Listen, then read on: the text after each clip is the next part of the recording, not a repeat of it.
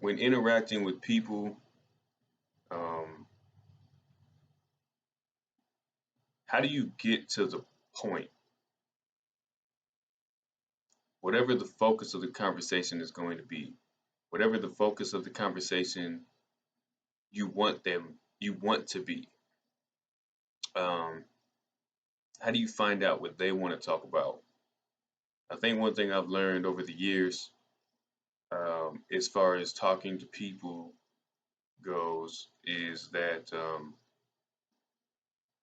people really just want to hear you speak to their emotion. Uh, Whatever they feel in that moment, I guess whatever's most relevant. Like, I guess there are many things, many feelings that a person can have in any at any given time in life. But when it comes to conversation, chances are there's an emotion that they feel more strongly than any other. And it may be about a subject, like it may be about a person, it may be about a thing that happened. Um, and they may not conclude it to one emotion like sadness. They may not want to speak on sadness, but they may be sad about something. And they may be happy at the same time, but to a lesser degree. For example, maybe, you know, they're on their way, something sad just happened. You know, I'm afraid to use any type of examples, like a puppy died or something, right? One a pet or a pet is sick, so it makes them sad. So, to cheer themselves up, assuming that they've, done all that they can do for their animal in that moment and they want to go do something else, they may go see a movie. And so, you know, they go to the movie and they see you and they haven't seen you in a while, so they're happy to see you. But they're still sad that their pet is, about the bad news with their pet. So it's like they experience both emotions at the same time, but one is stronger than the other. And so, to the extent that they're happy to see you, they may want to talk about you or talk to you about you and their joy in seeing you, and maybe ask about the details in your life up to the extent that they're happy to see you. But also, if assuming that their personality is the type of personality where they're going to want to talk about what is making them sad, then that's what they're going to want to talk about. Also, given that there's enough time to talk about it, so many different variables, but at least in that conversation, I think to get that person's attention,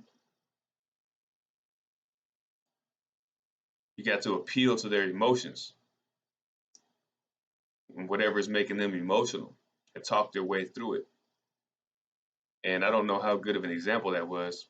I got a feeling that there might be a lot of people who aren't following me with that, maybe because of my inability to articulate or their inability to understand, whichever one is more of, maybe both. But I made a video a while back about getting to the point as far as conversations go. It's kind of at this point, um, I would like to think that I'm refining my focus.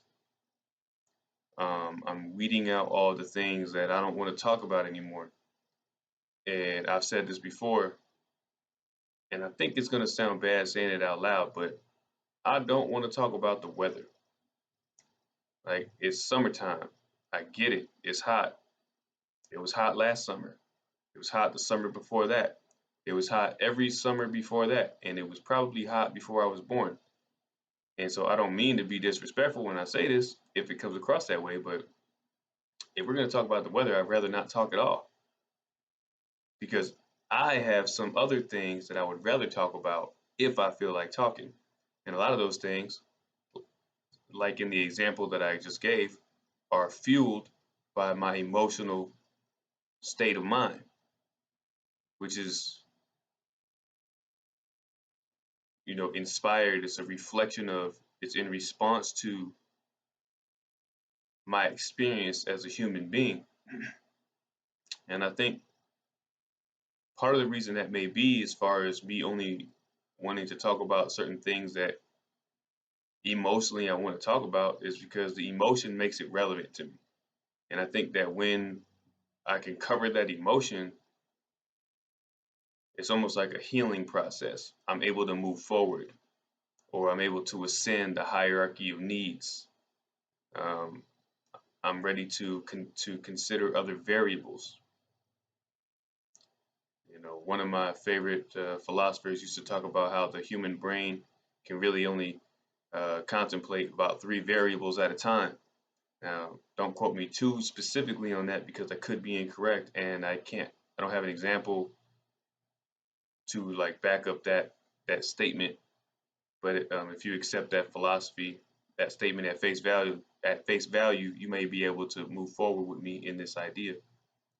But through the experience of living my own life and through the experience of talking to other people, I felt that that's the common denomination. The common denominator is that emotion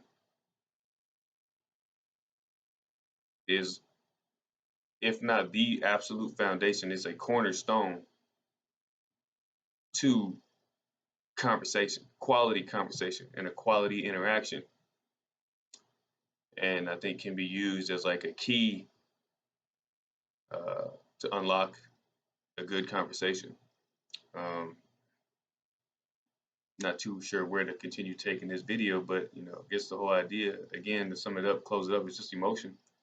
And consider that when you have your next interaction with somebody, um, to get a feel for what their emotion is, and in your mind, use your creativity to find out what might have inspired that emotion.